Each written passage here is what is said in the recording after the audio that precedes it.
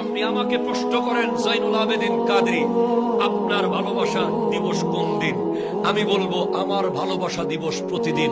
যদি বলেন কিভাবে, হ্যাঁ, আমি যখন ফজরের নামাজে সুবহে সাদিকের সময় ঘুম থেকে উঠি, আমি যখন কনকনে শীতের মধ্যে উজু করতে যাই, তখন উজুর পানি টাচ করতে করতে আমার দিল বলে, হ্যাঁ, তুই দুনিয়ার অন্য কারো জন্য হলে তুই এই উজু করতি না, এই কুয়াশার মধ্যে তুই চেষ্টা করতি না, তুই যাইতি না যাই নামাজে। ওই উজু, ওই ফজরের নামাজ জাস্ট টাইম পড়াটা প্রমাণ করে আমি আল্লাহকে ভালোবাসি। ঠিক কিনা কথা? এরপর আমি যখন সিজদায় গিয়ে সুবহান রাব্বিয়াল আলা বলি, আমি যখন রুকুর মধ্যে সুবহান রাব্বিয়াল আযীম বলি, তখন বারবার অদৃশ্য শক্তি আমার দিলে টাচ করে বলে, হ্যাঁ, তুই আল্লাহকে ভালোবাসিস, আল্লাহ তোকে ভালোবাসে। এরপর আমি যখন সালাম ফিরিয়ে নবীজির দুরূদ পড়তে থাকি, তখন আমি প্রমাণ করি, হ্যাঁ, আমি আমার নবীকে ভালোবাসি।